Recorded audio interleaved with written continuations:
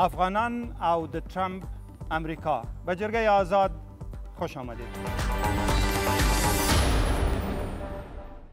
سلام بر همه‌تان. زمام امور در امریکا قریب به فرد جدید منتقل می شود. دونالد ترامپ رئیس جمهوری نو با سیاست‌های متفاوت. تغییر سیاست در امریکا بر افغانستان تأثیر خیلی بارز خواهد داشت. اما این تأثیر چیست؟ مثبت است یا منفی است؟ پر همدې به سره جرګه ولرو له دې میلمنو سره. عبدالغفور لیوال د سرحدونو او قبایلو چارو سرپرست وزیر چې اوږده کلونه یې د سیمه ییزو تګلارو پر څېړنه تیر کړي دي. زهره یوسف ژورنالیست شناخته شده مقیم امریکا که از آنجا برنامه سیاسی از تلویزیون برای افغانستان پخش میکردند. شکریه جلالزی د افغان میرمنو د ودې او پرمختیا ټولنې مشره. رمضان بشردوست عضو ولسی جرګه و وزیر پیشین او زمو کوربه داود جنبش.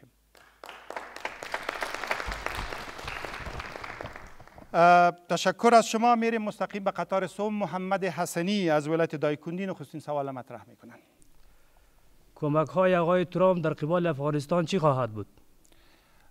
یعنی آقا میگن سیاست که رئیس جمهور جدید امریکا در قبال افغانستان اتخاذ خواهد کرد چی خواهد بود؟ بله چی خواهد بود؟ خانم یوسف، اسوسییتد پرس در یکی از گزارش‌های تازه خود گفته که رئیس جمهور امریکا در نخستین روزهای زمامداریش با مشکلات و تصامیم بسیار سخت و جدی در قبال افغانستان مواجه خواهد بود. فکر میکنین چنین است و اگر هست کدام تصامیم خواهد بود؟ اول خب میخوایم که از شما بسیار تشکر کنم آقای جنبش که شما مرا به برنامه وزینتان دعوت کردین. به نام خداوند یکتا و مهربان سلام های گرم خدا برای مهمانای عزیزی که در تالار هستند و مهمانایی که در برنامه هستند و بیننده عزیز شما تقدیم می‌دارم و درود و دعا میفرستم برای شهدای پاک افغانستان عزیز و سربازان ما که در سنگرهای داغ می جنگند به خاطر امنیت ما. یقینا شما خودتان بهتر میفهمین که انتخابات این سال که گذشت یک انتخابات بسیار مشکل بود در امریکا و یک موضوع بسیار غیر مترقبه بود که یک مرد تجارت پیشه که اقدر تجربه سیاسی هم نداره و از جمله اواخوهای بسیار سرسخت حزب جمهوری خواه هم نیست در مقابل یک خانم بسیار کارکشته سیاسی یعنی برنده ریاست جمهوری امریکا میشه. و یقینا که وعده های بسیار زیاد آقای ترامپ در وقت کامپین های انتخاباتی خود داد. مشکلاتش در مورد افغانستان، من فکر میکنم قضیه افغانستان برای امریکا هنوز هم یک قضیه بسیار زیاد داغ است و چنانچه که وزیر دفاع فعلی امریکا آقای اشتون کارتر چند وقت پیش به اینجا آمده بودن و اونا گفتن که تعهد امریکا را در مقابل افغانستان هنوز هم وجود داره و به شما این چیزا هم معلوم است که وقتی که در امریکا رهبری سیاسی تغییر میکنه یک شخص تصمیم نمیگیره. یک شخص همراه یک گروه کاری بسیار قوی میآید و عموما کانگرس امریکا که متشکل از مجلس سنا و نمایندگان است اینا تصمیمای یعنی سیاست‌های خارجی را تعیین میکنن و گذشته از او سه ارگان بسیار مهم امریکا که عبارت از پنتاگون است، وزارت دفاعش، وزارت خارجه و دستگاه استخباراتی امریکا که CIA است، هر سه از این سیاست‌های امریکا را تقریبا تعیین میکنن و عرصه از این ارگان در مورد افغانستان تا به حال فکر میکنم به یک خط است. ای که چی مشکلات داره؟ بله مشکلات آقای ترامپ بسیار زیاد است، به خاطر تنها قضیه افغانستان نیست، موضوع شرق میانه است، مسئله سوریه بسیار یک مسئله داغ است، موضوع اوکراین است و یک ده به یقیده هستند که نزدیکیش با آقای پوتین برای زمین است که در مقابل مشکلاتی که در جهان است خصوصا موضوع تروریسم یک جا اینا مبارزه کنند. و یک موضوعی را که آقای ترامپ در صحبت‌های خود گفته که یعنی ما در تغییر نظام‌های ممالک یعنی ما غرض نداریم اما می‌خواهیم در مقابل تروریسم و داعش یعنی می‌جنگیم به خاطر اونا آرامش غرب و امریکا را به خطر. بخش دوم صحبتشون هم این بود که در ملت سازی هم سهم نمیگیریم که با افغانستان رابطه مستقیم میگیره. روش صحبت میکنیم. لیوال صاحب فکر کوي که بیا هم د اسوسییټډ پریس نقل راواخلم چې سختو پریکړو سره به مخامخ لومړنۍ پریکړې به فکر کوي د افغانستان په تړاو چې د عسکرو د کمولو پریکړه به د ډیرولو به د مرستو د کمولو زیاتولو څه به مننه. زه هم په خپل وخت سلامونه وړاندې کوم ټولو ته. اول خو زه معتقد په دې یم چې د امریکې غوندې د یو هیواد او د هغه په بین المللي سیاستونو کې د اشخاصو تغییر او تبدیل ډیر ونډه نه لري، ځکه چې هلته سیاستونه ډیر مؤسساتي دي نسبت دې ته چې افراد تصمیم ونیسي. اما تر دې نه وروسته چې لومړی اقدام به یې څه اول راځي دا وګڼو چې افغانستان او امریکا یو له بل نه څه غواړي.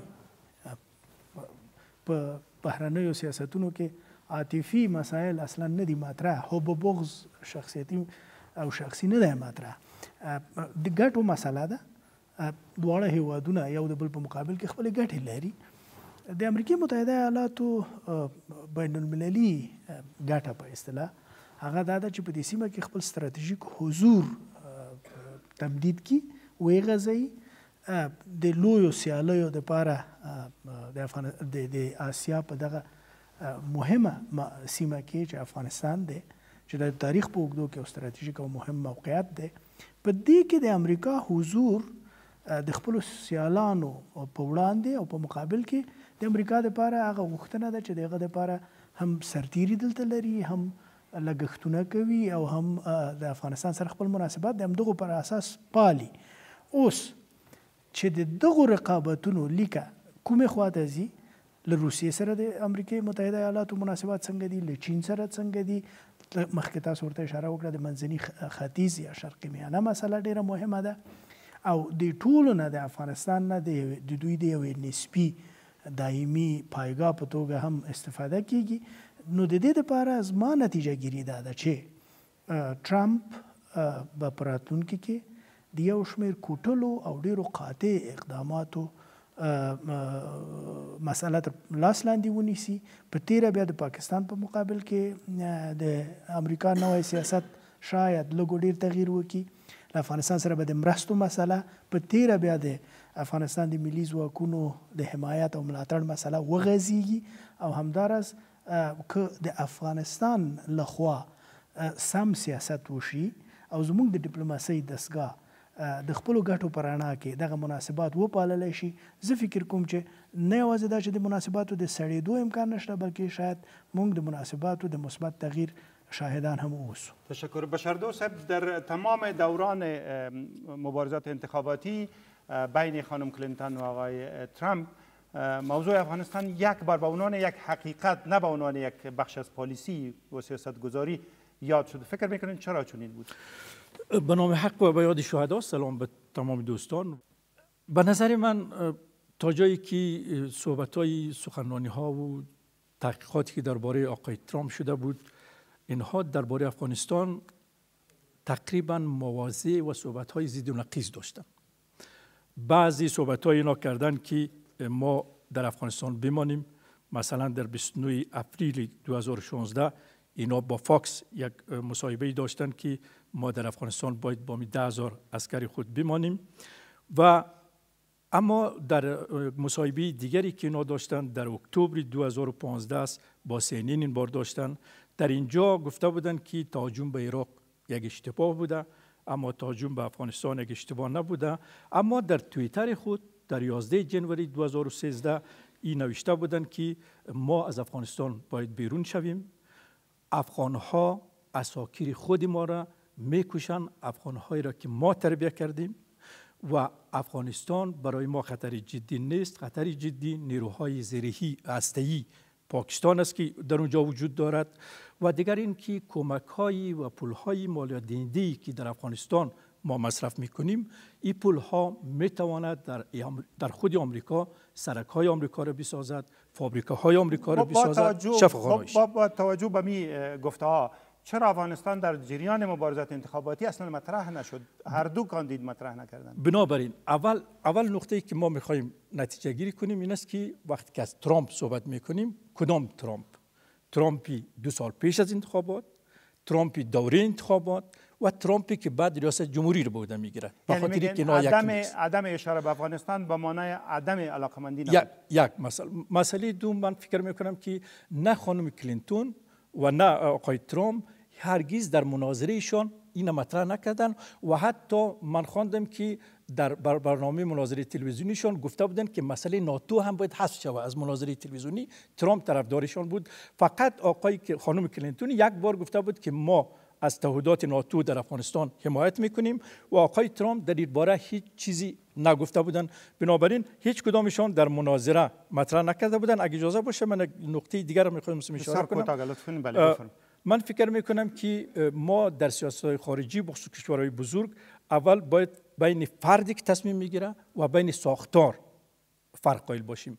بعضی وقت هست که ساختار فرد به اصطلاح میبلد و مثل که ریاست جمهوری دموکرات‌ها و جمهوری خواها سیاستی در افغانستان کدام تغییری به وجود نیامد. بنیادی اگر جورج بوش بود، اگر اوباما آمد، سیاستشون ساختارش تغییر چی میداد. اما بعضی وقتا در تاریخ است که یک شخص ساختار میشکنه. ما مثلا در آمریکا دیدیم که به نظر من رونالد ریگان وقتی به قدرت آمد تقریبا ساختار سیاست درباره شوروی شکست. چون قدران وقت از شوروی میگفتن یک امپراتور است که ما باید محاصره کنیم، اما ریگان آمد گفت نه، این یک شر است، این کمونیسم یک شر است، ما نباید محاصره کنیم، ما باید بشکنیم، ما باید متلاشی کنیم. و اینجا هم دیگه ببینیم که ساختار اینو میبله یا این ساختار میبله. تشکر. نوبت شماست. تاسو وارد نظر پوښتنه. جوان در قطار چهارم. به نام یاد خداوند، قدرت الله رها هستم از ولایت باستانی بامیان. در قبال سیاست های دموکرات ها و جمهوری خواه در افغانستان طور نظر وجود داره که در کل سیاست های دموکرات ها استوار بر تهاجم و ایجاد توازن در منطقه است. اما دموکرات ها سیاست بازدارندگی را دارند. با توجه به این، آیا دولت افغانستان کدام استراتژی مشخص برای بازیگری مناسب در منطقه داره که خود را محراق توجه جامعه جهانی و بخصوص کشور آمریکا قرار بده؟ تشکر. دست دیگه در اینجا خانم، شما در قطار دوم. بسم الله الرحمن الرحیم. سریا حقیار هستم از بامیان. رفتار دوگانه در قسمت توزیع کمک های خارجی در ولایت افغانستان، آیا این از طرف خارجی ها هست یا از طرف افغانستان؟ مثلا ما دو نمونه را در خود بامیان ذکر میکنم.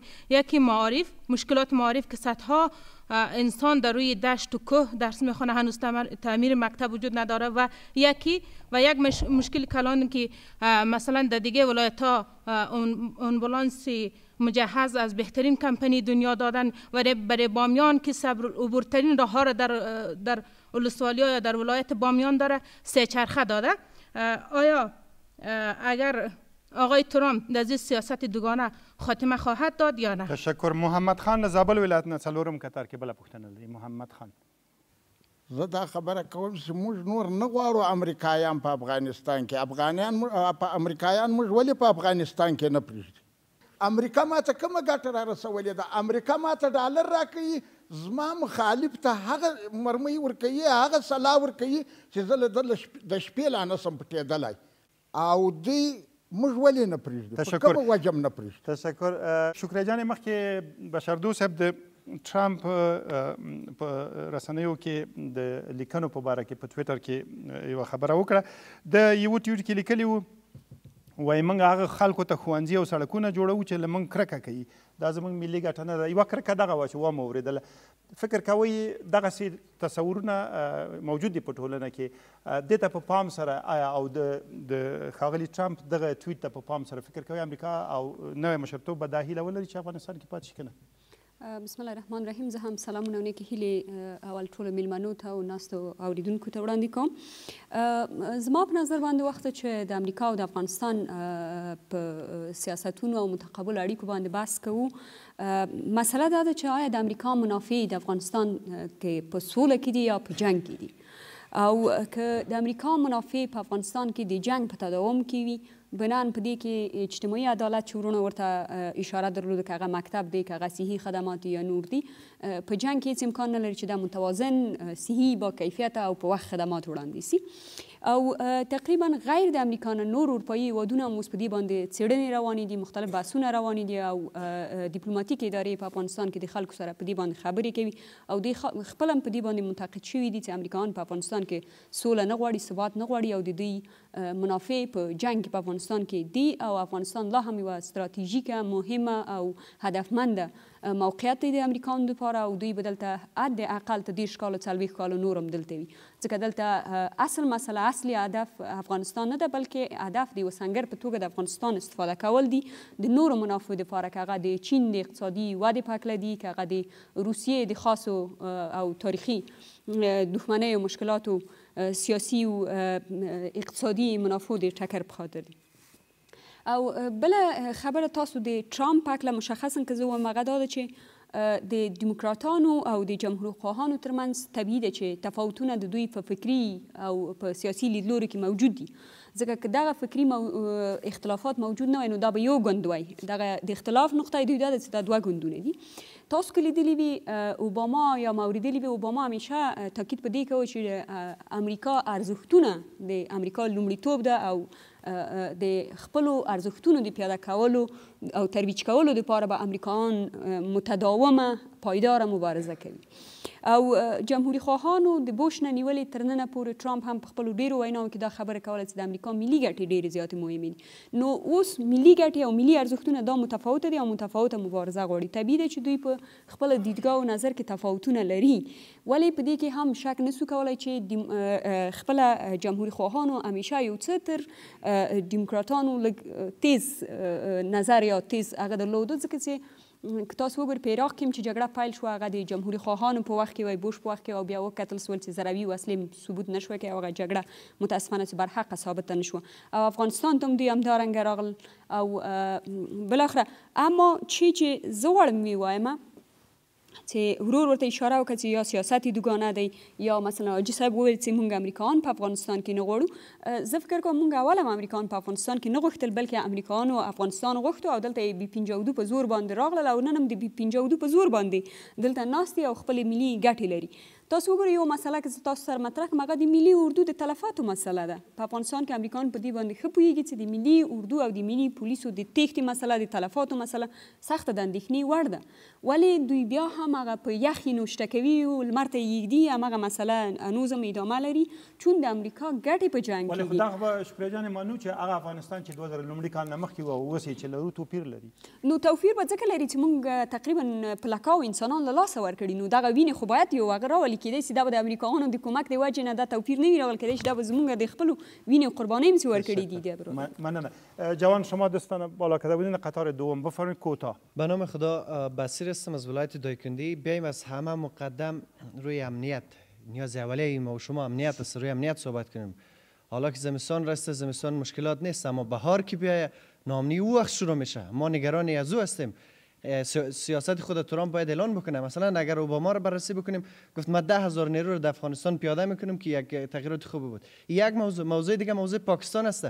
تمام لانه های تروریستی در پاکستان است از لشکر جنگی طیبه القاعده طالبان شورای کویته همه در پاکستان است از اونجا تغذیه میشه. از طرف دیگه دمی طول سالها که بود آمریکا ماهانه 800 میلیون دلار یا 1 میلیارد دلار برای از کشور کمک کرده و هیچ گونه تغییر در صلح افغانستان نموده.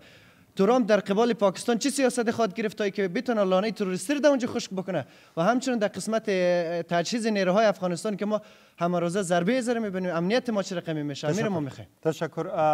زهره جان سوال اولی بود که ما آمریکا را نمیخوایم اینا چه میخوایم با توجه به این سوال دوم آمریکا را میخوایم ولی ما را کمک کنه. موقعیت ژئوپلیتیک افغانستان یک تخته خیز است برای امریکا برای اینکه میتونه از افغانستان چین، روس، ایران، هند تمام ممالک را که امرایش در رقابت سیاسی و نظامی است، اقتصادی است، اداره کنه. یک موضوع. مسئله دیگه موضوع آسیای میانه و منابع طبیعی از او است که افغانستان هم در اون مسئله میتونه شریک باشه. این که چرا امریکا برای ما امنیت نمیاره؟ امریکا با وضاحت وزیر دفاعش گفت که یعنی ما جنگ در مقابل طالبان نبردیم. بنابراین ما رای گفتگو را پیش میگیریم و این یک واقعیت است که بالاخره آخر جنگ یک صلح است. مسئله را که شما یاد کردن به این اما هم تاکید دارم من ایس یک افغان این سوال مطرح است که باید ریشه تروریسم خشکانیده شود و این از کجا هست؟ معلومدار از پاکستان است. گرچند که باید فراموش نکنیم که دولت افغانستان و رئیس جمهور افغانستان آقای اشرف غنی سیاست خوبی را بازی کردند و سیاست خارجیشان موفق است افغانستان نسبتاً از انزوای سیاسی که قرار گرفته بود کشیدن، تعهدات در کنفرانس وارسا و بروکسل دادن، توجه جامعه بین‌المللی پس به طرف افغانستان جلب کردند. اما اینالی بر ما مربوط است که واقعا ما ایالات متحده آمریکا را مسئول قرار بدیم. ما نمیتونیم بگوییم به افغانستان هیچ چیز نشده. نه، به افغانستان بسیار چیزا شده، اما با پولی که آمد چیزی که دل ما میخواست هنوز نشده. آل وظیفه ما هست که جامعه بین المللی ما در اینجا ازش یک حسابدهی بخوایم و از حکومت خود هم باید ما یک حسابدهی درست. تشکر. آقایان چندین نفر دست بالا کردن، با اونا نوبت میتونم. خانم در اونجا. یلداستم از ولایت غزنی. سوال داشتم آیا رئیس جمهور جدید امریکا کمک های خود در افغانستان ادامه خواهد داد یا خیر؟ یا خیر. بله آقا شما در قطار دوم اینجا بفرمایید. ناظر جعفری هستم از ولایت بامیان. سیاست امریکا مهم سیاست خارجیش با همسایه های افغانستانه. اگر یک سیاستی دقیق بر تروریسم داشته باشد باید اول خط سیاستش با پاکستان مشخص شود. با سیاست امریکا افغانستان با همسایه های خود همیشه وقت قربانی شد. خودی افغانستان محل جنگ قرار گرفته. امروز در نقطه افغانستان هر روز آشوب، هر روز جنگ، هر روز انتحار، هیچ مهار نشده جنگ تا نوزه. و سیاست خارجی امریکا باید با همسایه های افغانستان مشخص شود. تشکر. مصطفی دقیق آذری از ولایت بغلان در قطار دوم دیگه سوال دارن. بله. زلمه خلیزاد که از حزب جمهوری خواست حضور دوبارهش در افغانستان چقدر میتونه مهم و موثر باشه؟ لیوال صاحب، حضور زلمه خلیلزاد و یا افغانها در اداره جدید میتونه برای افغانستان چقدر مفید باشه؟ بفرمایید. زه فکر کوم چې د ښاغلي خلیلزاد په څیر نورو افغانانو او یا د افغانستان دوستانو ته د دوی نقش ډیر مهم دی په دې رابطه په سیاسي لابي کې چې د افغانستان په ګټه وي. دا ډیره مهمه ده. زه فکر کوم اهمیت لري. د سوال نه چې تیر شو، یکی از تفاوت‌هایی که حکومت فعلی با حکومت‌های قبلی داره تعریف بسیار مشخص و واضح از سیاست‌های خارجی افغانستان است. شما دیدین که در 5 حلقه سیاست خارجی افغانستان تعریف شد که حلقه اولش همسایه‌های افغانستان بود، کشورهای اسلامی بود، قدرت‌های بزرگ از جمله ایالات متحده آمریکا بود، سازمان‌های بین المللی بود و باقی جهان به این شکل. مناسبات نو، تعریف مناسبات نو خصوصا بعد از امضای تفاهمنامه با قرارداد استراتژیک با ایالات متحده آمریکا بسیار واضح است. بل خبرې ته زه غواړم اشاره وکړم، هغه دا ده چې زموږ د زابل مشر یو خبرې ته اشاره وکړه چې موږ امریکایان نه غواړو. مشره، په افغانستان کې یو عادت دی، تاریخي عادت، هیڅ بهرنی دلته څوک نه غواړي. د افغانستان په تاریخ کې خلکو هیڅ بهرنی اشغالګر نه دی غوښتی. خو زه غواړم درته ووایم چې موږ خارجیان نه غواړو، خو دا ومنئ چې د بهرنیانو له حضور سره زموږ چلند او زموږ پیشامد غلط دی. دغه مبارزه چې ګواکې موږ غواړو ویکو د بهرنیو د اشغال په ضد، دا سم نه دی. په څه سم نه دی؟ په لوګر کې د نجونو د ښوونځي سوځول او په کندهار کې د 5 میرمنو وژل، دا له امریکې سره جنگ نه دی. په د ماشومان او ښځو ترمنځ انتحاري حمله له امریکا سره جنگ نه دی. د دې دپاره امریکایان نه وو او موږ او تاسو یو بل وژل، خپل ښارونه مو ورانول، امریکایان دلته نه وو. خبره په دې کې ده چې هماغسې یو محیط نه چې نارامه محیط و، نړۍ تهدید شوه او دې ګواکې امریکایانو ته بهانه په لاس ورکړه چې افغانستان ته راشي. نو زه غواړم درته ووایم چې که موږ واقعا خارجیان په افغانستان کې نه غواړو، باید په خپلو سیاستونو کې او په خپل طرز دید کې او په خپل چلند کې تغییر راولو. مونږ معقوله مبارزه هیڅکله نه ده کړې، مونږ سیاسي مبارزه نه ده کړې، مونږ وږي یو او د ځان مړولو هڅه نه کوو. د همدې دپاره ټول عمر لاس اوږد دی خارجیانو ته او خارجیان مفته ډوډۍ نه راکوي. هغه د چا خبره په فارسي کې متل دی، هر کو نان دهد همو فرمان دهد. ستاسو په دغه چاپیریال کې کوم شی افغاني دی؟ مونږ احتیاج ملت یو خلکو. که مونږ په خپله له دغه احتیاج نه ځان راوویست، بیا به هیڅ بهرنی قدرت د دې جرأت ونه لري چې افغانستان ونیسي. بشار دوست پاسخ شما. زموږ چلند غلط دی. لومړی ټکي زه خو په دې عقیده یم چې د مشر چې د زابل نه خبرې وکړو ډېر ښه پوه نه شو.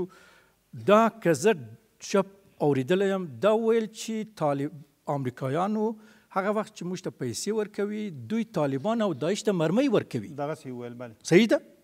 دا په دې معنا ده چې دا یو تیزیس وجود شته، یو تیزیس لري، علمي بنه هم لري، ځینې وایي چې علمي بنه نه لري، خدای پوهېږي، واقعیت موږ نه پوهېږو.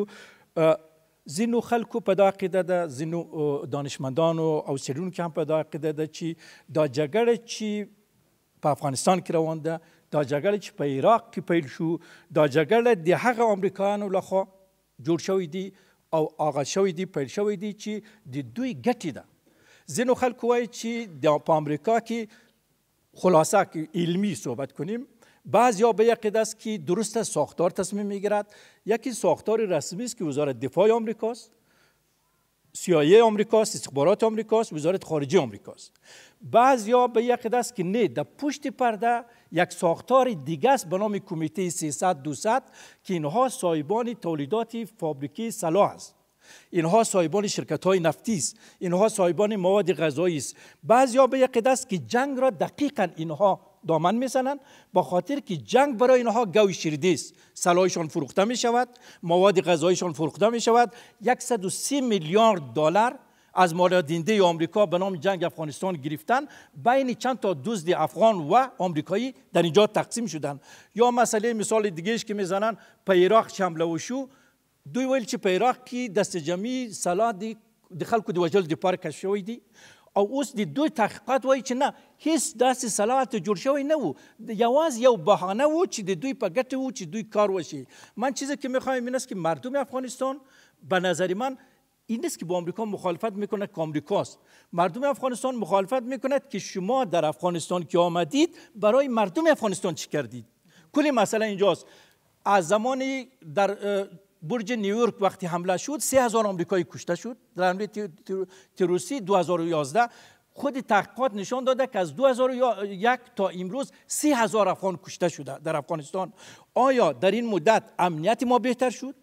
فابریکه در افغانستان ساخته شد، سرک‌های ما ساخته شد، مکتب‌های ما جور شد. نه تنها در بامیان یا شفاخانه آمبولانس، در خود کابل آمبولانس است که از قرن چی ماده. بنابراین کل مشکلی که هست این است که آیا جنگ در افغانستان به نفع افغان‌ها هست یا نیست، چه امروز چی در گذشته، یا واقعا جنگ در افغانستان به نفع یک تعداد دزد افغانی و دزدان آمریکایی است که از جنگ یک گاو شیرده ساخته و میلیاردها دلار به نام این میارن و در افغانستان استفاده میکنند. مثال دیگه مواد مخدر است. میلیونها دلار آمریکایی‌ها و جامعه جهانی برای میلیونها دلار آمریکا و جامعه جهانی برای مبارزه با مواد مخدر در طول 12 سال 15 سال استفاده کردند. اما مواد مخدر ما سال گذشته 3000 تن بود، حالی 4800 تن شده، یعنی بالا شده. یا به نام مبارزه با فساد میلیون‌ها دلار در افغانستان میاد به نامی که ما با فساد مبارزه میکنیم، اما در فساد افغانستان امروز در سطح سوم در دنیا قرار گرفته. مشکلی که ما داریم این است که پیسه به نام مردم، به نام کتاب، به نام معلم، به نام اردوی ما آمده می شود، اما در اینجا یک دزدان داخلی و خارجی آمریکایی، فرانسوی، آلمانی، ایرانی، پاکستانی، چون هر کدام اینا شرکت در افغانستان دارد، حتی پاکستانی شرکت‌های ساختمانی دارن، شفاخانه می‌سازن، سرک می‌سازن، اما اینها شرکت‌های استخباراتی دولتی هستند که به نام مردم افغانستان پول میاد. مثلا از 100 دلارش 99 دلارش دزدان داخلی و خارجی بین خود تقسیم میکنن و 1 دلارش در دست خود برای افغان‌ها نشان میداد. این مشکل اساسی کشور است. تشکر. ځوانه تاسو په دویم کتار کې لاس جګ کړی. فکر محمد ستوري یم د جنګ ځپلي روزګان څخه. په روزګان ولایت کې او په ټول افغانستان شاید په ټولو ځایو کې داسې دي ځکه چې افغانستان یو خلک ټول قومي جوړښتونه لري. دا کوم د USAID او د امریکا مرستې چې وې، زه د روزګان شاهد یم. په هغه ځای کې چې دوی د چا سره مرستې کولې، داسې کول چې خلک په جنجال واچي، ځکه د خپلې مرستې به یو دفعه د یو چا د یو ملک پرې وتړلې چې تاسو د دې څخه مه راوړئ، موږ تاسو ته پلچک جوړو، تاسو د دې ملک څخه مه راوړئ، موږ تاسو ته پل جوړو. کله چې به د هغه طرف پرس وه، د هغه مخالف لوري ته به دا صلاحیت ورکوي.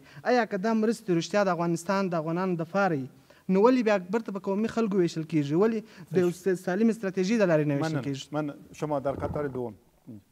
نقیب ساغزایم د جوزجان د ولایتم. که ترامپ وغواړي زلمی خلیلزاد یعنی خپل په کابینې کې ځای ورکړي، آیا د میلمنو په ان د ده راتګ به د افغانستان د حکومت دپاره ښه نه وي؟ صحیح، ډېره مننه. آزاده جرگه در دوام لري. جرگه آزاد برنامه مشترک رادیو تلویزیون ملی و BBC از طریق رادیو تلویزیون و آنلاین. اگر می‌خواهید در یکی از برنامه‌های بعدی میهمان شوین به شماره 074 60 60 60 زنگ بزنید که غواړئ راسره میلمانه شئ. 0 شپېته شمېرې ته زنګ وایي. خواله رسنیو کې اوپن جرگه آزاد جرگه زموږ پته ده په ټویټر، فیسبوک، اینستاگرام او یوتیوب کې. اگر میخواین صفحات ما را لایک کنین و از این طریق هم میتونین با ما در تماس شوین. شبنم امینی له ننګرهار ولایت نه لومړي قطر کې بله پوښتنه اوري. په جګړه کې به د ډونالډ ټرمپ د ادارې اغیز به د ګاونډیو هیوادو په پام کې نیولو سره په ایران، روسیا او په چین به څه وي؟ اغیز به یې څه وي په دې جګړه به څنګه شي په افغانستان کې او په سیمه کې؟ شکریه جانې څنګه به شي؟ له چین سره د غلیمۍ نښې برېښي، له روسیې سره د دوستۍ، له ایران سره هم د تربګنۍ یو څه نښې شته. دې ته په پام سره زموږ جګړه به د افغانستان څنګه شي او د سیمې حالت به څنګه شي فکر کوئ؟ ډیره زیاته مننه. مخکې د دې نه چې زه مشخصا همدغه موضوع ته راشم، یوه خبر زه غواړم اضافه کړم، هغه دا چې ما مخکې وویل یو هغه اشخاص افراد دي چې افغانستان ته راغلي دي او خارجي پاسپورټ یې په جیب کې ده او بیمه شوي دي، ژوند او اولاد یې ټول بیمه دي او په عین زمان کې ټیکټ یې اخیستل شوی دی او دلته ناست دي په بیا د دې بحثونو نه، د ماړه نس نه او د ټولو امکاناتو نه برخورداره دي او بیا په دې موضوع باندې بحث کوي او بیا هغه وایي چې امریکایان افغانستان ته ډېر څه کړي دي. ولې زما غوندې یو افغان چې خارجي پاسپورټ یې په جیب کې نه ده، یوه ورځ یې خارج کې نه ده تېره کړې، زه بیا دې ته ګورم چې که دا یوه ورځ د امریکایان په افغانستان کې نه وي بیا څه کېږي؟ یعنی زه دې ته ګورم چې که یوه ورځ افغانستان کې امریکایان نه وي بیا د شفخانه کې ډاکټر هم نشته ده او سرکونه خو بیا تاسو خپله ګورئ او هغه نور مکاتب دا مخ شوي دي. په ولایتو کې تاسو وګورئ څو ولایتونه د زابل، ننګرهار، مثلا نور هلمند، قندهار، دې کې آیا مکتب شته ده؟ آیا دې کې کلینیک شته؟ آیا یوه متخصصه ډاکټره په پکتیکا کې شته ده؟ آیا دا شرم نه ده؟ یعنی مونږ هغه سسټینیبیلیټي د امریکایانو د کومکونو په افغانستان کې ارزیابي کوو چې وخت دومره د مارشال د پلان نه اوښتې پیسې افغانستان ته راځي او افغانستان لا هم د تروریستانو ځاله ده، د موادو مخدرو مرکز ده، د فساد نړیواله اول نمرګي درجه یې اخیستې ده او همدارنګه نور هم د جاهلو او د هغو جنګسالارو د بشري حقوقو د ناقضینو حاکمیت دلته موجوده او د خارجیان سپورټ کوي او راولي. تاسو وګورئ مونږ په دې باندې زه په دې باندې قضاوت نه کوم چې زه دلته د استعمار او د استثمار مسله د دې طرفداري وکړم. زه غواړم په دې باندې فوکس وکړم چې ډېره ښه ده چې امریکایان او افغانان په یوه نړیوال پارټنرشیپ باندې د متقابلو ملي ګټو په اساس باندې کار وکړي.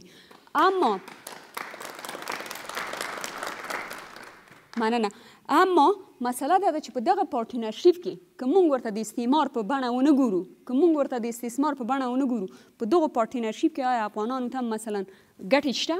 او که دا ګټې شته د یو د میان مدته یا فیل مهال چې کومې ګټې دي د یوه ملت دپاره هېڅ قابل د بحث نه ده چې موږ په دې باندې بحث وکړو چې امریکایانو چېرته یو سړک جوړ کړی ده چې دومره ورځ چې موټر پې تېر شي هغه شګې بېرته پورته سي. بحث دا ده چې د امریکایانو البته کرزي صاحب دا ادعا کړې ده چې امریکایان غواړي افغانستان د تروریستانو په لانه او یو صادراتي هیواد باندې بدل کړي. دا یې په خپلو هغه کې ویلي دي. دا په دې معنا نه ده چې کرزی صاحب معلومات نه لري. کرزی صاحب معلومات لري اما دا ادعا یې کړې. زه د هغې په ادعا باندې بحث نه کوم. بحث دا ده چې د امریکایانو ګټې په افغانستان کې په جنګ کې دي ځکه چې نړیوال نور قدرتونه هم نه غواړي چې امریکایان نور دلته پاتې شي. د افغانستان جګړه به دوام لري، توده به شي، ملي اردو تلفات به وروسته هم ځای کړي. دغه د سولې خبر دا صرف وخت ضایع کول دي. او همدارنګه ډونالډ ټرمپ اول د پاکستان سره خبرې وکړي، بیا وروسته چې هغه افشا شولې بیا د افغانستان سره خبرې وکړي. پاکستان د امریکا یو ستراتیژیک ملګری ده. هغه وخت چې دوی روسان مات کړل، دا یې د روسانو د ماتولو یو ستراتیژیک ملګری ده او خپلو کومکونو ته به دوام ورکوي او د امریکې جنگ د پاکستان په واسطه او د نور عربی مملکتونو په واسطه باندې دلته دوام لري. خانم یوسف پاسختان به سوال خانم آمینی و تبصرهایتان. خب ما یک موضوع را میخوایم بگویم که اگر افغانی که پاسپورت خارجی به جیبش است رفته روی جبر تاریخ رفته از مملکت و اویی که پس می به وطن خود خدمت میکنه حق مسلم ماست و کوشش نکنیم به یک برس کلاهگیر رنگ کنیم. یکی دومی که قسم که آقای لیوال گفتن افغان ها متاسفانه جنگار بردیم خوشبختانه، اما صلح را همیشه باختیم. برای که ما در سیاست کوتاهی داریم و نمیفهمیم که سیاست چی رقم پیاده کنیم و موقعیت جغرافیایی و ژئوپلیتیک افغانستان در طول تاریخ، تنها امروز که با امریکا روبرو هستیم نه، در طول تاریخ همیشه با ابرقدرت‌های جهان ما دست به گریبان بودیم متاسفانه. اما بیایم برای ازی فکر کنیم که اگر یقینا جهان برای منافع خود امریکا فکر میکنه، کدام کشور جهان برای منافع خود فکر نکنه؟ زمانی که ما تاریخ افغانستان میخوانیم، زمانی که سلطان محمود غزنوی به هند میرفت به منافع افغانستان فکر میکرد، زمانی که احمد شاه بابا امپراتوری بزرگ میساخت به منافع افغانستان فکر میکرد. معلوم دار که قدرت های بزرگ جهان به منافع خود فکر میکنن، اما ما چقدر باید هوشیاری سیاسی داشته باشیم که ما به منافع از او یک استفاده بسیار عظیمی کنیم، به منافع خود فکر کنیم. اینجا کوتاهی از سیاسیون خود ما است. امروز البته توقع تمام مردم افغانستان امی بود وقتی که قدرت‌های بزرگ جهان با بیلیون‌ها دلار به کشور فقیر مثل افغانستان می‌آید، ما توقع ما بسیار بالاتر از چیزی که امروز است بود. اما قسمی که آقای بشردوست فرمودند، سر جوال اگر امریکایی‌ها گرفت، افغان‌ها می‌گرفتند. پس بیاین سر خود به گریبان خود کنیم که خود ما هم مشکل خود داریم و در عین زمان امروز ما امرای یک دشمن ویرانگر سر کار داریم که کلینیک از بین میره، مکتب از بین میره، زن کشته میشه. آیا باید ما این دشمن ویرانگر به مو پوینت برسانیم که نه، این دیگر نه به نفع تو هستی جنگ، نه به نفع ما. او وقت است که ما غربی‌ها رو میگیم بفرمایین برین دیگه. هیچ کس آرزو نداره که موضع نظامی یک خارجی به افغانستان باشه. آقای کرزی در یکی از جرگه های آزاد میهمان ما بود و گفت برادر آمریکا آمده هیچ نمیره. فکر میکنید؟ خب امریکا ببینین، امریکا آمده هیچ نمیره. این یک تئوری است که میگم امریکا آمده هیچ نمیره. قسمی که من پیشتر با شما گفتم، معلوم دار افغانستان شاید بسیار سالها پیش آرزوی امریکا بود که به افغانستان بیاید. افغانستان از نگاه ژئوپلیتیک که منطقی بسیار خوب است برش. اما بیاین که ما چطور میتونیم از موجودیت امریکا یک استفاده کنیم. برای من شما امروز یک کشور جهان نشان بتین که مطلق یک استقلال داره. شما وقتی که استقلال اقتصادی نداشتن، استقلال سیاسی ندارین. این یک واقعیت است متاسفانه. تشکر. لیوال صاحب ځواب له چین سره مناسبات ته په پام سره له روسیې سره د نږدېوالي ته په پام سره ځینې داسې فکر کوي چې د سیالي به کمه شي کېدای شي افغانستان جګړې ته ګټه ورسوي. اول زه غواړم څو ځلې اشاره وشوه پاکستان ته، مګر لا تر اوسه چا جواب ورنه کړ. ګورې د پاکستان او د افغانستان فرق څه شی دی؟ پاکستان هم له امریکا سره جنګ کوي. پاکستان همدا اوس له امریکا سره په جنګ لګیا دی، خو دا جنګ له خپل قلمرو څخه بهر کوي. پاکستان له امریکای سره خپل جنگ په افغانستان کې کوي او دا د زما او ستا په نسبت د پاکستان هوښیاري ده. زموږ مشکل دا دی چې موږ د هر بهرني په ضد کله چې غواړو وجنګېږو خپل خلک وژنو.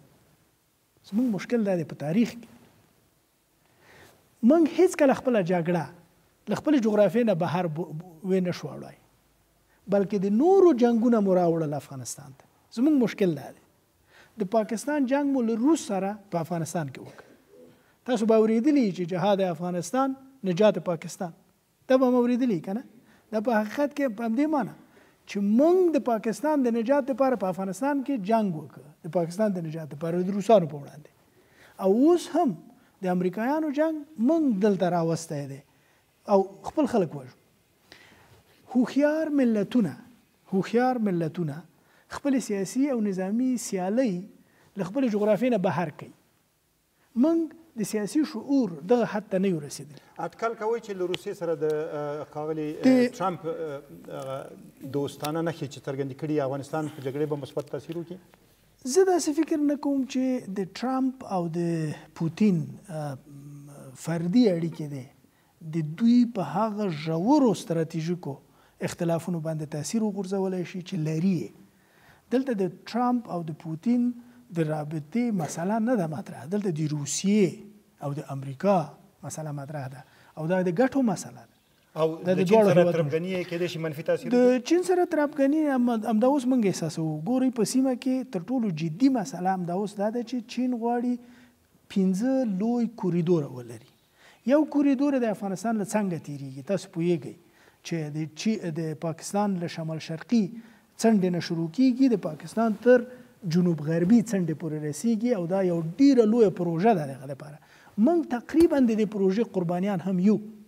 نو د دې لپاره چې موږ د دې مسلې په ژورو باندې وپوهېدلی شو، هغه دا دی چې موږ په دننه په افغانستان کې د خپلو سیاسي خارجي سیاستونو دپاره یوه ملي اجماع ته ورسیږو. تشکر. او د نورو جګړې خپل کور ته رانه. مننه. خانم شما. بسم الله الرحمن الرحیم. واسطه هستم از ولایت هرات. من ماستم بگم که این سوال خلق شد که آقای رئیس جمهور آمریکا، آقای اوباما یا قبل از اونا که آقای جورج بوش بودن، که حالا از وقتی که شوروی از افغانستان رفت اینا کلا کمک‌های اینا بود، نیروهای اینا هست داخل افغانستان، چی رقم که با این همه کمک و نیرو اینا نمیتونن 4 تا طالب و مثلا ناامنین از داخل افغانستان جمع کنن و آروم کنن، در حالی که اونا رئیس جمهور یک قاره هم میتونن این کار رو بکنن ولی نمیکنن. پس مردم افغانستان از این بر برای نیروها دولت ارگانا دولتی کمک میکنن، از این بر به لنجر مثلا من جاسازی میشه که همویی که کمک کرده و او درس خونده و تا اونجا رسیده کشته میشه. پس حالا که مثلا آقای ترامپ که میگم ما مثلا کمک نمیکنیم، پس فرق نمیکنه. تشکر. شما میگین بی تفاوت است اگر کمک دیگه بودن و نبودن اینا هیچ فرق نمیکنه با مردم افغانستان. کاغل تاسو په دریم کتر آقا اینجا. بله بفرمایید. عطیه الله فرهنګ یم د کونړ ولایت نه. زه د اغلی خور خبرې بالکل تاییدوم.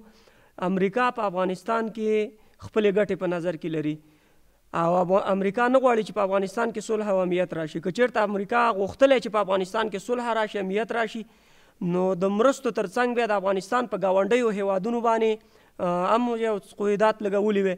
دا چې د ګاونډیو هیوادونو لاسونه د افغانستان نه لنډوي، په دوی باندې غږ نه کوي او د افغانستان سره مرستې کوي.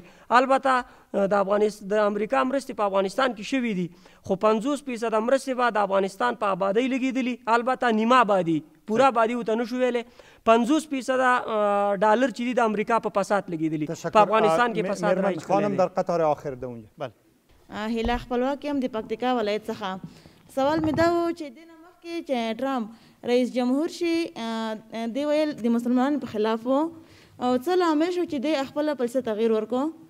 آیا ټرامپ به وکولی شي چې د افغانستان حکومت سره مرسته وکړي؟ تاسو وایئ چې مخکې ویلي چې مسلمانان به پرې نه ږدي، وروسته دا سیاست نرم که ولې داسې وکړل. مننه. فسیحه امینی از ولایت فرا در قطار پنجم سوال دیگه دارن. میخوایم در رابطه با سیاست‌های جدید آقای ترامپ در قبال زنان افغانستان سوال کنم. آیا عدم حمایت‌های اقتصادی و نظامی ایالات متحده آمریکا باعث افزایش نقض حقوق بشری زنان که همانا آسیب‌پذیرترین قشر جامعه هستند نمی شود؟ تشکر. بشردوست صاحب، بعد از یک دوره نسبتاً بد برای خانم‌ها اگر تفسیرش کنیم دوران سالهای 90 تا آغاز قرن 21 با آمدن نیروهای خارجی به افغانستان یک دوره جدیدی در حقوق زنان در افغانستان باز شد و خانم رئیس جمهور لورا بوش شخصاً این مسئله را به عهده گرفت. بعداً خانم کلینتون که وزیر امور خارجه بود به مسائل زنان در افغانستان می پرداخت. فکر میکنین در دوره دونالد ترامپ مسئله حقوق زنان در افغانستان چطور خواهد شد؟ بگذار صحبت هم پاک و صادق و پسکنده کنیم. هرچند خانم اشرف غنی مهمان ماست، یک لبنانی است، در اونجا تولد شده، در اونجا زندگی کرده و خانم تخلصم درست نمیتونم خوشبختانه، خانم رولا غنی از درد و رنج و شکست و خواسته های خانم افغانستان چه خبر داره؟ فکر میکنین خبر نداره؟ کدام دردش رنج لمس کرده؟ کدام وقت گریسنگی کشیده؟ کدام راست چی میگه 4 زن که داشته یا 3 زن یا نه مثال دیگهش که چی داشته باشه، یکی از دردهای اینا را اگر لمس کردم میتونه به نام زن افغانستان صحبت کنه. یا زنایی که ما معذرت میخوام من از بعضا صحبت نمیکنم، یا زنایی ما میشناسیم در افغانستان، افغان خودی ما، خدا شاهد است که به نام زن اینجا ساختن، امروز بیلدینگ ها دارن، موترهای لوکس دارن و با من بعض وقت شوخی میکنم وقتی میگم در تلویزیون اونا ظاهر میشون، عطرش من در پشت تلویزیون که میبینم عطر پاریس من در مشام میرسه. اینها از این ملت بعضشون 100% همکارای ما در پارلمان بخصوص که من میگم و تشکر. کوتاه اگر بگوین بهتر میشه وضع خانم‌ها یا بدتر؟ که ما به افراد صادقی وطن که نه به نام جهادی، نه به نام کمونیست، نه به نام هزاره، پشتون، ازبک، تاجیک و امثالهم، فقط به بچه و دختر پاکی وطن چانس داده شود. هم ما کمر آیسای میشکنانیم خود ما، هم کمر سپاه بازداران میشکنیم. اگر کسایی در کشور در قدرت باشه، قبله سیاسی اسلام آباد است، پاریس است، واشنگتن است، مسکو است، تهران است، من معتقد هستم که بر ما 130 میلیارد دلار بگذار که تمام پول دنیا را روان کنه، باز 90% مردم بیکار، بدبخت، گریسنه است و 4 تا افغان. من یک اجازه فقط یک مثال بزنم، یک مثال در این رابطه. شما یک نمونهش که یک ارگان پارلمان آمریکا ساخته به نام سیگار که بازرسی میکنه کمک‌های آمریکا را در افغانستان. یکی از راپوری داده شما یک تانک تیل است، تانک گاز است در شبرغان. این را نوشتن که ما 43 میلیون دلار برای تانک 2 پایه است ساختیم. خود می ارگان آمریکایی نوشته که 500,000 دلار کافی است که ساخته شود. یعنی 42 میلیون دلارش به نام مالیات دهنده آمریکا میاد، به نام مردم افغانستان. 4 تا دزد آمریکایی و افغان ما بین خود تقسیم میکنه و ما متاسفانه ایران میمونیم. تشکر. وقت بسیار کم است. استاسی نوبت د ښځو مسله ده او تاسو سره مستقیمه رابطه لري. شکریه جانې لنډ ځواب ورته ووایاست. د ښځو مسله بشردوست صاحب یاد کوي چې میمان ماست، میمان ما نیست. خانم رولا عروس ما است و اونا از لبنان هستن و ای که دکتر صبح اشرف غنی با اونا ازدواج کردن. خب حال عروس افغانستان است و واقعا کار میکنه، زحمت میکشه و روزمره با بیشترین زنان افغانستان با تمام ولایت میبینه و در این هیچ شک نیست که با آمدن حکومت جدید در زندگی زن افغان، در موقف زن افغان تغییرات آمده.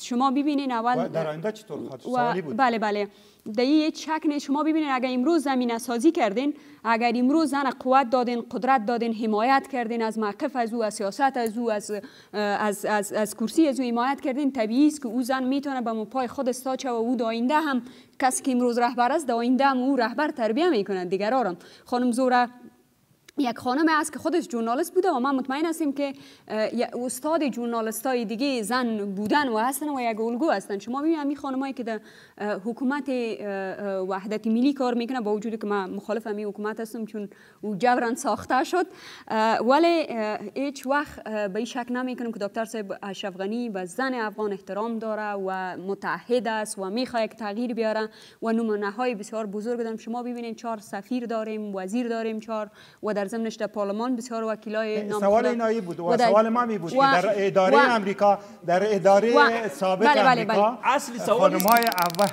سوال است که چی درد ما رو دوا کرده در پارلمان. ولی بگذاریم بشنویم از خانم. من فکر میکنم درد ما امکان نداره که در 30 میلیون نفوس افغانستان تمام خانم‌ها را یک روز بیاریم به وزارت بشانیم. اینمی سوال با زناست. بشردوست بسیار ببخشید، من به سوال خود جواب میتم. بله من فکر میکنم که در امریکا نه تنها حکومتش بلکه در امریکا زنان تجارت پیشه، زنان سیاستمدار امریکا میخواد که به می جهان سوم به زن افغان کمک کنه. ببینید تنها مسئله هیلاری کلینتون یا خانم بوش نیست، زنای دیگه است که در سیاست نیست ولی واقعا بر زن افغان کمک کرده و من امیدوار هستم که کمک های ادامه پیدا کنه و ادامه میکنه. تشکر. کوتاه اگر پاسخ بده.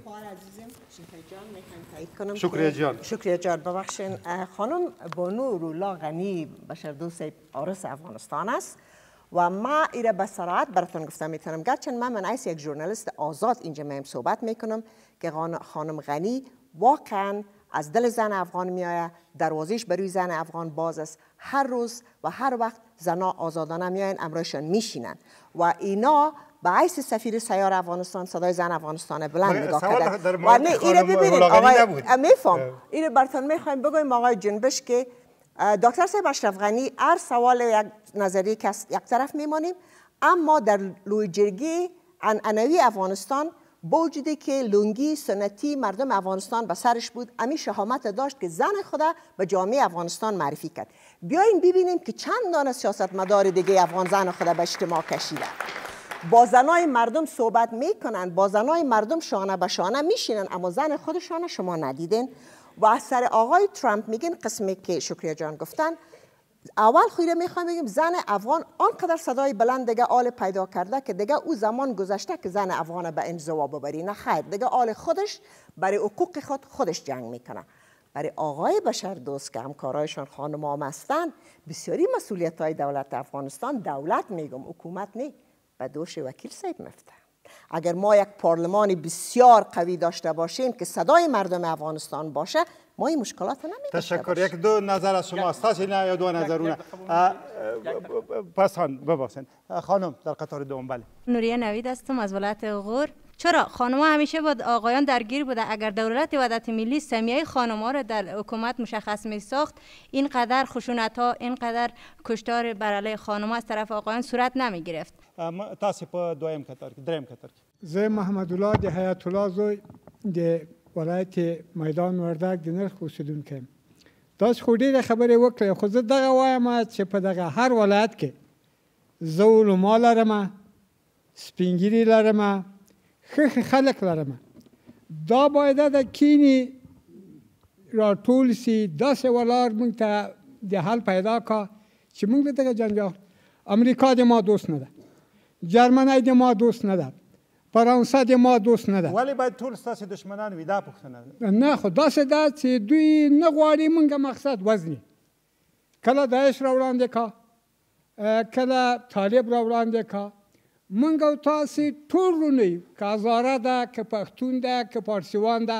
هغه څوک چې وایي چې بسم الله الرحمن الرحیم لا اله الا الله، هغه د موږ ورور ده، هغه د افغانستان ده. تشکر. مننه خانم در قطار دوم. سړی ولې بیجار؟ خانم اینجا. شکیبا روفی هستم، باشنده ولایت کندوز ولسوالی خاناباد. سوال من این است که با در نظر داشت از اینکه کمک‌های امریکا که تا فعلا برای افغانستان دوام کرده و دوام داره، زمانی که قطع میشه دولت افغانستان خودش کدام برنامه ها را روی کار داره به خاطر وضعیت بهبود وضعیت مردم، مثلا هم از نگاه اجتماعی و هم از نگاه اقتصادی؟ تشکر. احمد الیاس وحدت له پکتیا ولایت دویم کتار کې بل پوښتنه لري. آیا موږ څنګه کولی شو د امریکا سره اړیکې وساتو او یا اړیکې ولرو؟ لیوال صاحب راځئ تاسې پیل کړئ. که غواړئ په همدې به راټولم کو. یو مشر هغه ځای کې وویل چې فلاني سره دوست نه، فلاني سره وایي کمال دا نه دی چې دشمنان ډېر ولري، کمال دا دی چې دوستان ولري. څنګه دا کار وشي؟ امریکا نه زموږ دوست دی نه زموږ دښمن دی. امریکا د خپلو ګټو دوست دی. فرانسه، انګلستان، هر هیواد یوازې د خپلو ګټو په باره کې فکر کوي. یوازینی خلک چې د خپلو ګټو په باره کې فکر نه کوي هغه دایمي دوستان نشته، دایمي ګټې په سیاست کې نه دایمي دوستان شته نه دایمي دښمنان شته. یوازینی خلک چې مونږ د خپلو ګټو په باره کې فکر نه کوو هغه مونږ یو. نو خپل مخونه راوګرځوئ. له امریکې څخه شکایت او ګیله بې فایده ده.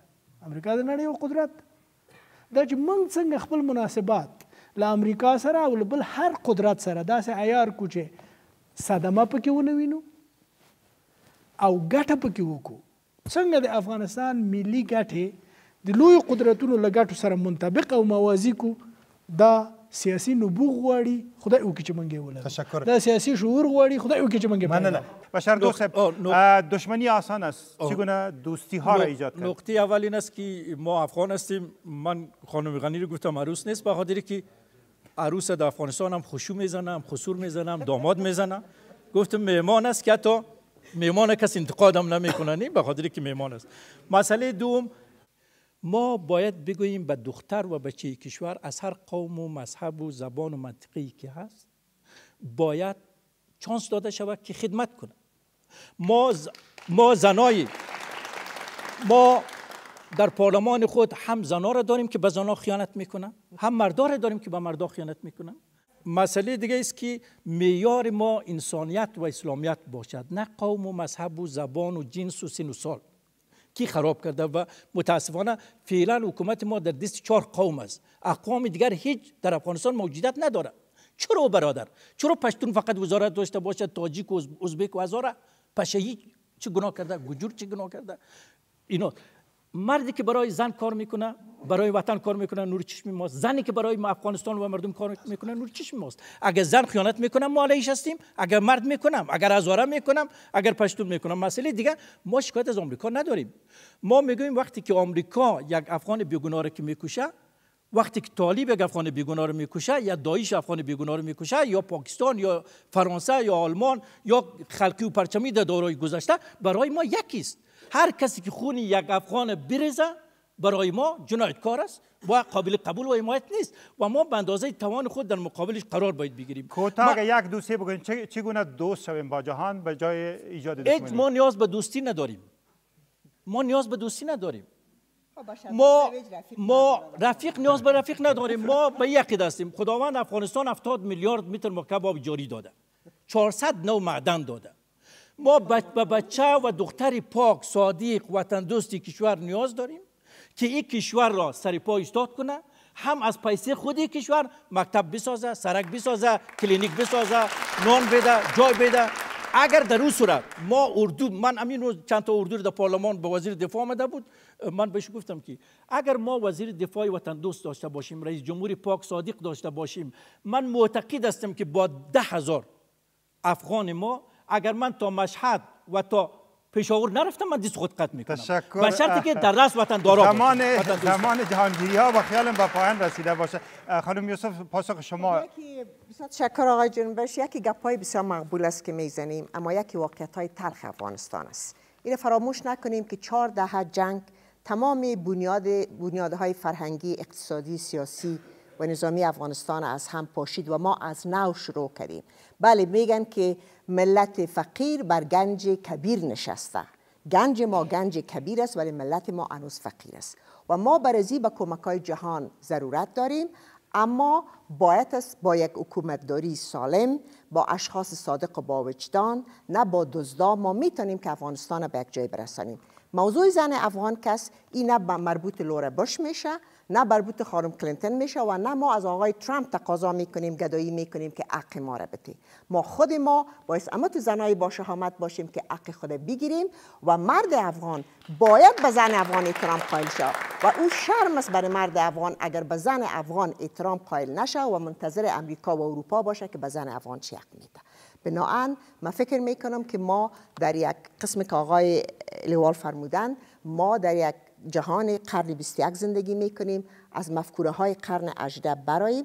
البته ما آرزو نداریم که مردم ما خدای ناخواسته کشته شوه و این جنگ دوام کنه. من فکر میکنم عالم به نقطه رسیدیم که ما باید با مخالفین حکومت دولت افغانستان سر میز مذاکره بشینیم تا زمانی که در این مملکت یک صلح و آرامش نبیاید اصلا پیشرفت و ترقی مطرح نیست. تشکر. ورسته خبرې له تاسو او شکر جان جلال. ډیره زیاته مننه. ما صرف دا خبرې کولې که افغانان دې ته منتظر وي چې موږ سیاسي او اقتصادي وابستګي لرو او همداسې باید کینو او د ټول مشکلات باید په خپله باندې حل شي. زه فکر کوم دا زموږ تر ټولو لوی اشتباه چې همیشه هم د پردیو نه تمه درلودله. او بله دا چې هېڅ وخت باید دومره بدبینه ونه اوسو چې موږ په نړۍ کې یا د چا دوستۍ ته ضرورت نه لرو او یا دا چې دوست نه لرو. خور جرمني نوم واخیسته. جرمني واقعا د افغانستان سره ډېرې ښې ډیپلوماتیک او د دوستۍ په اساس باندې روابط لري او زه امیدوارم چې دا روابط به ادامه پیدا کړي. او بله مسله دا ده چې موږ باید د نړۍ سره د یوه خاص سیاسي استراتیژیکو اهدافو و پالیسیو په نتیجه کې یو پارتنرشیپ کار ته ورسو. موږ باید وایو چې موږ کان لرو، موږ سره زر لرو، موږ یاقوت لعل لرو، اما موږ متخصص نه لرو. موږ باید جرمني ته ووایو چې ته یو متخصص راکړه. موږ باید این ته ووایو. مداخله دلته کوم مشر د وردګو ولایت نه وویل چې څوک چې کلمه وایي زموږ ورونه دي. په عربو کې ډېری خلک کلمې وایي دا اوس سره جنګېږي. په نړۍ کې هم همدغسې فکر کوئ یوازې همدغه بنسټ دی که نه د ملي ګټو په حساب باید چلند وشي؟ زه فکر کوم دا ورور خو زموږ مهربانه ورور دی، خو د دوی شخصي نظر ده ځکه دوی په جنګ کې دخیل نه ده، چون دی طالب نه ده او بل نه ده، ځکه دا نظر لري او زه نظر ته احترام لرم. بله بله بله همیشه همداسې ده. موږ ټوله دا خبر ولی هغه اشخاص افراد چې د پردیو استخباراتو نه پیسې لاسته کوي، شخصي ګټې ترلاسه کوي، هغه بیا دا فکر نه کوي چې کلمه وایي. ځکه په نړۍ کې په ډېرو اسلامي هېوادونو کې چې جنګ دی متاسفانه هغه ټول کلمه وایي. عراق ده، سوریه ده، افغانستان دی او نور اما جنګېږي سره برای چون د شخصي ګټو دپاره جګړه. مننه آزاد جرگه. البته موضوع بسیار جالب است. در اینجا بحث خاتمه میتیم چون وقت برنامه به پایان میرسه. تشکر از شما. میتونین یک شنبه آینده از طریق رادیوی BBC در برنامه شامگاهی همین موضوع را داشته باشیم، شما صحبت کنین. تاسو سره پوښتنې پاتې یا د تلویزیون لیدونکو او یا د راډیو لاوریدونکو سره را روانه یکشنبې بي بي سي راډیو ستاسو غږ خپرونې ته زنګ ووایئ خپلې پوښتنې ووایاست ازاده جرګه په همدې ځای درنه اجازه غواړي تر هغو چې بیا مو چوپړ کوو خدا حافظ د خدای په امان